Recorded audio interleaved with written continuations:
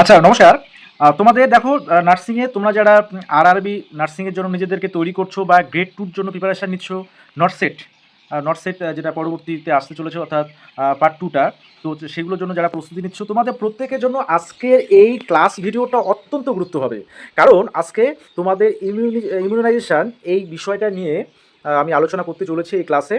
তো ইমিউনাইজেশনটা কী এবং তার রিলেটেড যে ভ্যাকসিনগুলো বা আমাদের ইন্ডিয়াতে ইমিউনাইজেশন প্রোগ্রামে কোন ভ্যাকসিনগুলো দেওয়া হয়, তো ডিটেলস কিন্তু একটা কনসেপ্ট দরকার, বা তো কনসেপ্ট বেসড এটা ক্লাস। অবশ্যই কেউ মিস করবে না, একদম শুরু থেকে শেষ পর্যন্ত দেখবে, ওকে? আর বলে রাখি, যারা এখনও ভেরিফাইড গ্রুপে অ্যাড হয়নি, অবশ্যই যে হোয়াটসঅ্যাপ নাম্বারটা দেখতে পাচ্ছ, এটাতে তোমরা কিন্তু নক করে ভেরিফাইড গ্রুপে অ্যাড হয়ে যাবে। এবং এই রিলেটেড, অর্থাৎ আজকে এই কনসেপ্ট বেসড, আশা করি এই কনসেপ্টটা থাকলে তোমাদের যে এমসিকিউ যে কোনো টাইপে আসুক না কেন, এখান থেকে তোমরা আনসার করতে পারবে, ওকে? তো চলো, প্রথমে ইমিউনাইজেশন, সেটা ডেফিনিশনে আমরা চলে যাই। অর্থাৎ ইমিউনাইজেশনটা কী? আচ্ছা, ইমিউনাইজেশনটা হচ্ছে একটা process by which a person is made immune or resistant to an infectious disease by administration of vaccine. অর্থাৎ এটা এমন একটা প্রসেস যার সাহায্যে একজন ব্যক্তি, তার হচ্ছে যে মানে ইমিউনিটিটা তার বৃদ্ধি করা হয়, বা এবং এই যে বৃদ্ধি করা হয় বা রোগ প্রতিরোধ ক্ষমতাটা গড়ে তোলা হয়, এবং সেটা হচ্ছে অ্যাডমিনিস্টার করে, কোনো ভ্যাকসিন অ্যাডমিনিস্টার করে, ওকে? তো মানুষের শরীরে বা জীবের শরীরে যে এই ভ্যাকসিন প্রয়োগের মাধ্যমে সেটা যে ইমিউনিটি পাওয়ারটা সেটা বাড়িয়ে তোলা, সেটাই হচ্ছে ইমিউনাইজেশন, সেটাকেই বলা হচ্ছে। এটা একটা প্রসেস, ওকে? আচ্ছা, এই ইমিউনাইজেশন বা ইমিউনিটির কথা যদি আমি বলি, তার হচ্ছে দুটো টাইপ, একটা হচ্ছে অ্যাক্টিভ, একটা হচ্ছে পেসিভ। এবার অ্যাক্টিভটা হচ্ছে বডি প্রডিউস অ্যান্টিবডিস। বডি যখন, অর্থাৎ জীবের দেহ থেকে যখন অ্যান্টিবডিটা তৈরি হচ্ছে, সেটা কিন্তু লং লাস্টিং, দীর্ঘস্থায়ী হয়। হ্যাঁ, সেটা হচ্ছে অ্যাক্টিভ ইমিউনিটি। আর প্যাসিভ, যেটা বাইরের থেকে আমরা সেটা হচ্ছে বাইরের থেকে দিয়ে থাকি, যেমন ভ্যাকসিনেশনের মধ্য দিয়ে। তো সেটা হচ্ছে শর্ট টার্ম, মানে স্বল্পস্থায়ী, রেডিমেড অ্যান্টিবডিস এগুলো, অর্থাৎ বাইরের থেকে এগুলোকে আমরা ইনজেক্ট করি। তো এবার টাইপসগুলো আছে, দেখো ইমিউনিটির টাইপসগুলো। সেটা যেমন অ্যাক্টিভ টাইপের ন্যাচারাল আছে, আবার আর্টিফিশিয়াল আছে। ন্যাচারাল বলতে ইনফেকশন রিলেটেড, যেমন মিজেলস ইনফেকশন। আর আর্টিফিশিয়ালে ভ্যাকসিনেশন, যেমন বিসিজি, এগুলোর মাধ্যমে ইমিউনিটিটা তৈরি করা হলে সেটা হচ্ছে আর্টিফিশিয়াল ভ্যাকসিনেশনের মাধ্যমে। আচ্ছা, প্যাসিভ ইমিউনিটি, সেটা হচ্ছে প্যাসিভের মধ্যে ন্যাচারাল আছে, অর্থাৎ যেমন প্লাসেন্টা থেকে যেটা তৈরি হবে, সেটা যেমন ম্যাটার্নাল আইজিজি বা আইজিএ ব্রেস্ট মিল্ক। তো এগুলো কিন্তু, এই যে আইজিজি বা আইজিএ, এগুলো কিন্তু লং লাস্টিং, অর্থাৎ দীর্ঘস্থায়ী হয় অনেকটা, এবং হচ্ছে অনেকটাই ইমিউনিটি পাওয়ারটা এটা কিন্তু বাড়িয়ে দেয়, শক্তিশালী ইমিউনিটি পাওয়ার গড়ে তোলে। আচ্ছা, আর্টিফিশিয়াল, সেটা হচ্ছে ইমিউনোগ্লোবিউলিন মানে এটা বাইরে থেকে দিলে, এটা হচ্ছে তোমার শরীরে যে রোগ প্রতিরোধকারী যে অ্যান্টিবডি তা তৈরি করে, হ্যাঁ সেটাই, ওকে? এবং হচ্ছে যেমন রেবিস আইজি, ওকে? তো এবারে আমরা চলে যাচ্ছি, দেখো টাইপসগুলো হলো, আচ্ছা পেসিভ যেটা, সেটা হচ্ছে ইমিডিয়েট বাট টেম্পোরারি। আচ্ছা, ইমিডিয়েট তাৎক্ষণিক, কিন্তু হচ্ছে টেম্পোরারি বেসিসে, হ্যাঁ। এবার হচ্ছে ভ্যাকসিনের টাইপগুলো, এই যে ভ্যাকসিনের টাইপ, এগুলো কিন্তু অত্যন্ত ইম্পর্টেন্ট। দেখো টাইপ, হ্যাঁ, তারপর এক্সাম্পল, কি পয়েন্টস এই ভ্যাকসিন এগুলো। আচ্ছা, এবার হচ্ছে প্রথমে হচ্ছে life attenuated. Life attenuated vaccine বলতে আমরা কি বুঝি? যে লাইফ অ্যাটেনুয়েটেড বলতে আমরা এই যে কিছু জীবিত জীবিত কিন্তু দুর্বল যেগুলো জীবাণু, সেগুলো দিয়ে, জীবিত কিন্তু দুর্বল, সেগুলোকে দুর্বল করে দিয়ে সেগুলো থেকে যখন আমরা ভ্যাকসিন তৈরি করি, তখন সেটা হচ্ছে লাইফ অর্থাৎ আমরা অনেক সময় বলে থাকি যে লাইভ ভ্যাকসিন কোনগুলো, সেগুলো বিসিজি, ওপিভি, মিজেলস। তো এগুলো হচ্ছে লাইভ ভ্যাকসিন। হ্যাঁ, মানে এখানে এই যে ভ্যাকসিনগুলোতে জীবাণুগুলো লাইভ বা জীবিত থাকে, বাট সেগুলো কিন্তু খুব দুর্বল, অর্থাৎ সেগুলোর মাধ্যমে হার্মফুল যে কোনো অ্যাক্টিভিটি আমাদের শরীরে হবে, সেটা কিন্তু হওয়ার সম্ভাবনা খুব কম, ওকে? সেগুলো আমাদের ইমিউনিটি পাওয়ারটা বাড়িয়ে তুলবে, এবং সঠিক সময়ে যখন অন্য কোনো জীবাণু আমাদের শরীরে ক্ষতি করার চেষ্টা করবে, তখন সেগুলোকে এরা প্রোটেক্ট করে সেগুলোর থেকে, ওকে? তাহলে সেজন্য এদেরকে লাইফ অ্যাটিনিউয়েট বা লাইফ ভ্যাকসিন বলা হয়। যে এরা, এই যে ভ্যাকসিনগুলো তৈরি হয়, সেগুলো হচ্ছে জীবিত জীবাণু থেকে বা জীবাণু দিয়ে, ওকে? কিন্তু বাট সেটা হচ্ছে খুবই উইক থাকে জীবাণুগুলো। আচ্ছা, স্ট্রং ইমিউনিটিটা স্ট্রং আমরা পাই সেখান থেকে, তবে contra indicated in immuno compromised বা প্রেগনেন্ট ওমেনের ক্ষেত্রে এটা হচ্ছে কন্ট্রা ইন্ডিকেটেড, তাদের ক্ষেত্রে এই লাইফ ভ্যাকসিনগুলো দেওয়া কিন্তু একদমই নিষিদ্ধ বা দেওয়া যায় না। এবার হচ্ছে ইনঅ্যাক্টিভ বা কিল্ড, মানে মৃত জীবাণু থেকে, হ্যাঁ, যেগুলো আমরা ভ্যাকসিন তৈরি করি, যেমন আইপিভি বা রেবিস, হ্যাঁ, জীবাণু থেকে, কিন্তু সেটা হচ্ছে মৃত বা ইনঅ্যাক্টিভেটেড। সেগুলো থেকে যখন আমরা কোনো ভ্যাকসিন তৈরি করব, সেগুলো হচ্ছে সেগুলোকে বলা হচ্ছে ইনঅ্যাক্টিভ ভ্যাকসিন, ওকে, বা কিল্ড ভ্যাকসিন, যে আইপিভি এক্সাম্পল বা রেবিস, এগুলো হচ্ছে কিন্তু অনেকটা সেফ, অনেকটাই সেফ ব্যবহার করা। তবে নিডস বুস্টার, এটা বুস্টার ডোজ দেওয়ার দরকার আছে।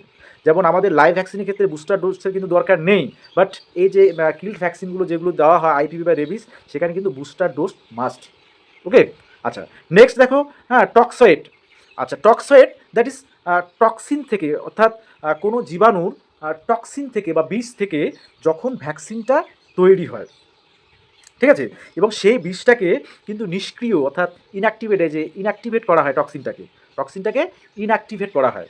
তো যেমন ডিফথেরিয়া বা টিটেনাস, তো জীবাণু থেকে, অর্থাৎ জীবাণুর যে বিষ থেকে যখন কোনো ভ্যাকসিন তৈরি করা হয় এবং সেই বিষটাকে বা সেই টক্সিনটা ইনঅ্যাক্টিভেট করা থাকে, হ্যাঁ, যেমন এক্সাম্পল হচ্ছে ডিফথেরিয়ার ভ্যাকসিন বা টিটেনাস, ওকে, এই ভ্যাকসিনগুলো তোমার হচ্ছে টক্সাইড ভ্যাকসিন বলা হয়ে থাকে এদেরকে, ঠিক আছে। আচ্ছা, এক্ষেত্রে কিন্তু যে বুস্টার ডোজ সেটা কিন্তু দরকার হয়, ওকে। আচ্ছা, এবার হচ্ছে সাব ইউনিট, যেটা বলা হচ্ছে সাব ইউনিট ভ্যাকসিন, যেমন হেপাটাইটিস বি। এবার এটার ক্ষেত্রে সাব ইউনিট বলতে জীবাণুর কিছু একটা অংশ, হ্যাঁ, সাব ইউনিট, কিছু একটা অংশ বা একটু অংশ নিয়ে সেখান থেকে ভ্যাকসিনটা তৈরি করা হয়, সেই জন্য সাব ইউনিট ভ্যাকসিন এগুলোর নাম, যেমন হেপাটাইটিস বি। আচ্ছা, এখানে নো লাইফ অর্গানিজম, কোনো লাইফ অর্গানিজম সেখানে থাকছে না, অর্থাৎ যে এই জীবাণুটা আমরা নিচ্ছি, সেই জীবাণু যতটুকু অংশই নেই না কেন, হ্যাঁ, সেখান থেকে যেমন প্রোটিন নিলাম বা অ্যান্টিজেন নেওয়া যেতে পারে, তো সেগুলো থেকে যখন এই ভ্যাকসিনগুলো বা হেপাটাইটিস বি এর মতো ভ্যাকসিনগুলো তৈরি করা হয়, সেখানে নো লাইফ অর্গানিজম, কোনো জীবিত কিন্তু অর্গানিজম থাকবে না, ওকে। আচ্ছা, এবার হচ্ছে কনজুগেট। আমরা কনজুগেট বলতে কি বুঝি? সাধারণত কনজুগেট বলতে যেটা বুঝি সেটাই, অর্থাৎ এই যে যে জীবাণুগুলো আছে, সেই জীবাণুগুলোর কোনো একটা একদম উইক একটা অংশ বা উইক একটা পার্ট নিয়ে সেক্ষেত্রে অ্যান্টিজেন নিতে পারি, ঠিক আছে। তার পাশাপাশি এই উইক যে পার্টটা নিয়ে তার সাথে আমরা প্রোটিনকে একসাথে করব, তাহলে কনজুগেট হয়ে যাবে, এবং সেই জীবাণুর সেই পার্টটা সেটা অ্যান্টিজেন হতে পারে, তার সাথে প্রোটিন মিশিয়ে আমরা যে ভ্যাকসিনটা তৈরি করব সেটাই হচ্ছে কনজুগেট ভ্যাকসিন। যেমন এইচআইভি, হিভ, হ্যাঁ, নিউমোকক্কাল। তবে এটা হচ্ছে সব থেকে বেটার ইনফ্যান্টসদের ক্ষেত্রে, শিশুদের ক্ষেত্রে এটা ইউজ করা সব থেকে বেটার, ওকে। তাহলে এই যে ভ্যাকসিনগুলো টাইপগুলো জানা হলো, তাহলে কোনগুলো হচ্ছে লাইভ অ্যাটেনুয়েটেড, এবার এক্সাম্পলগুলো দেখবে, ইনঅ্যাক্টিভেটেড কোনগুলো বা কিল ভ্যাকসিন কোনগুলোকে বলা হচ্ছে, টক্সাইড কোনগুলো, সাব ইউনিট কোনগুলো বা কনজুগেট কোনগুলো, এবং এদের ক্ষেত্রে এই যে কি পয়েন্টসগুলো, হ্যাঁ, যেমন এই লাইভ ভ্যাকসিন যে ইমিউনো কম্প্রোমাইজড রোগীর ক্ষেত্রে দেওয়া যাবে না, বা প্রেগনেন্ট ওম্যানের ক্ষেত্রে দেওয়া যাবে না। আর ইনঅ্যাক্টিভ বা কিল ভ্যাকসিন সেটা অনেকটাই সেফ, মানে এটাই সব থেকে সেফ ভ্যাকসিন, তবে এটা বুস্টার ডোজ নিতে হয়, ঠিক আছে। টক্সিন, এটা তো বললাম ডিটেলসগুলো, তাহলে এই তোমাদের ভ্যাকসিন রিলেটেড, অর্থাৎ টাইপস অফ ভ্যাকসিনস, ওকে, এখান থেকে কিন্তু তোমাদের এমসিকিউ আসতে পারে। আচ্ছা, এবার নেক্সট চলে যাব আমরা, দেখো। আচ্ছা, ন্যাশনাল ইমিউনাইজেশন শিডিউল। এবার ন্যাশনাল ইমিউনাইজেশন শিডিউল তোমরা প্রত্যেকেই জানো, আমাদের ইন্ডিয়াতে যে ভ্যাকসিনগুলো দেওয়া হয়, অর্থাৎ ন্যাশনাল ইমিউনাইজেশন শিডিউলে, সেটা হচ্ছে অ্যাট বার্থে আমাদের 3টা ভ্যাকসিন দেওয়া হয়, বিসিজি দেওয়া হয়, ওপিভি 0, হেপাটাইটিস বি 0, তাই তো। আচ্ছা, 6 উইকে সেটা পেন্টাফেলেন অর্থাৎ পেন্টা 1 দেওয়া হয়, তারপর হচ্ছে OPV 1, IPv 1, rota virus, PCB 1। তো এটা তোমরা সকলে জানো। 10 উইক্সে যেগুলো দেওয়া হয়, পেন্টা 2, ওপিভি 2, রোটা 2, তারপর হচ্ছে 14 উইক্সে penta 3, OPV 3, IPV 2, rotavirus 3, আর পিসিবি হচ্ছে 2। 9 to 12 মান্থে সেখানে যেমন ভিটামিন এ অয়েলটা শুরু হচ্ছে, সেখানে 9 মান্থ থেকে সেটা মিজেলস, রুবেলা অর্থাৎ এমআর 1টা দেওয়া হয়, পিসি বুস্টার দেওয়া হয়, হ্যাঁ, জেইটা দেওয়া হয় এপিডেমিক এরিয়ার ক্ষেত্রে, বিশেষ করে জেই 1। আচ্ছা, তারপরে ভিটামিন এ অয়েল অর্থাৎ এদের ডোজগুলো আমি পরবর্তীতে আলোচনা করছি। আচ্ছা, 16 to 20, এই যে ভিটামিন এ অয়েল, ভিটামিন সেটা কিন্তু এই 9 মান্থ থেকেই শুরু হচ্ছে, এবং প্রত্যেক 6 মাস অন্তর কিন্তু তাদের দেওয়া হয়, ঠিক আছে। ফার্স্ট ইউনিট অর্থাৎ ভিটামিন A1 যে ফার্স্ট ডোজ, সেটা হচ্ছে 1 লাখ ইন্টারন্যাশনাল ইউনিটে দেওয়া হয়।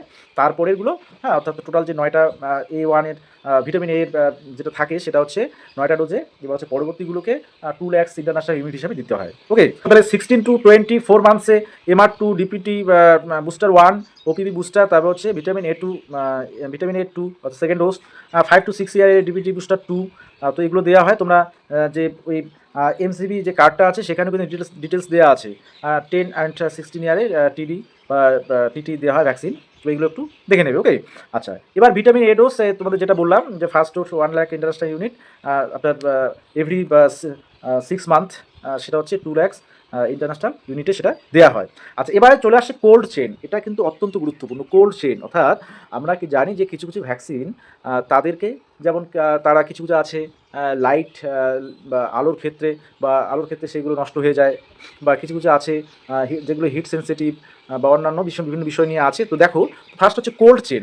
কোল্ড চেন একটা system of storing and transporting vaccines at recommended temperature from manufacture to beneficiaries. অর্থাৎ এটা হচ্ছে একটা সিস্টেম ভ্যাকসিন স্টোরের ক্ষেত্রে এবং ট্রান্সপোর্টের ক্ষেত্রে, ভ্যাকসিন ট্রান্সপোর্টের ক্ষেত্রে সেটা এই যে ম্যানুফ্যাকচার হওয়া থেকে যখন বেনিফিশিয়ারি পর্যন্ত ভ্যাকসিনটা দেওয়া হয়, অর্থাৎ ভ্যাকসিন দেওয়া পর্যন্ত সেটাকে একটা নির্দিষ্ট টেম্পারেচারে রাখতে হয়।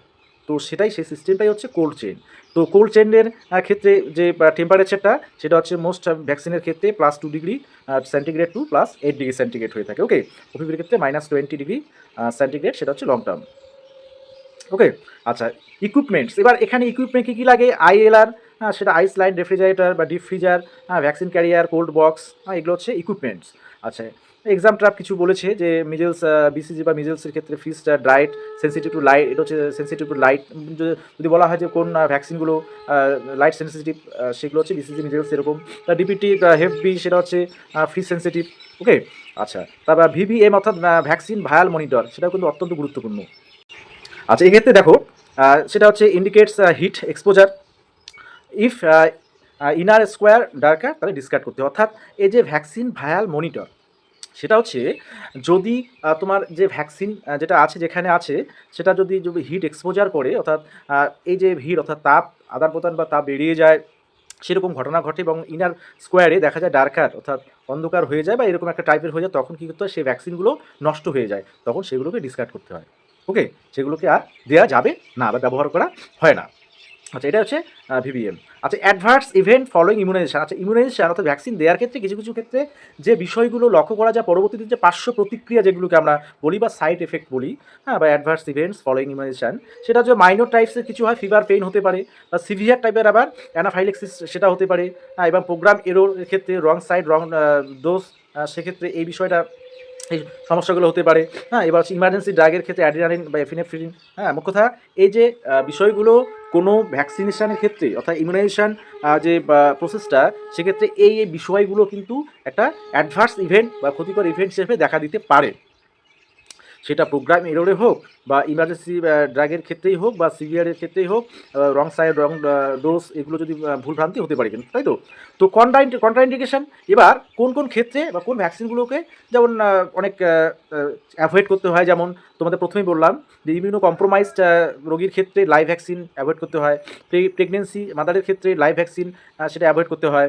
সিভিয়ার অ্যালার্জি হলে সেম ভ্যাকসিন দেওয়া যাচ্ছে না বা যাবে না। ওকে, এক্সাম্পল হচ্ছে মিজেলস। মিজেলসটা হচ্ছে কখনো প্রেগনেন্সির ক্ষেত্রে কিন্তু একদমই দেয়া যায় না। ওকে, আচ্ছা, হার্ড ইমিউনিটি।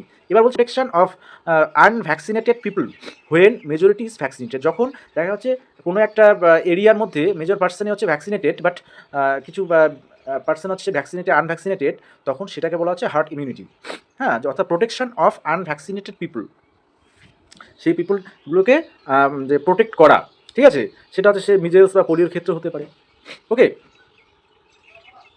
আচ্ছা, নেক্সট হচ্ছে রুট অফ অ্যাডমিনিস্ট্রেশন। এবার হচ্ছে যে ভ্যাকসিনগুলো কোন রুটে দেওয়া হবে, বিসিজি ইন্টারডার্মালে, ঠিক আছে, ওপিবি ওরালে, তারপর হচ্ছে দেখো হেফবি আইএমএ, ডিপিটি আইএমএ, মিজেলস হচ্ছে সাবক্যাটেনাসে।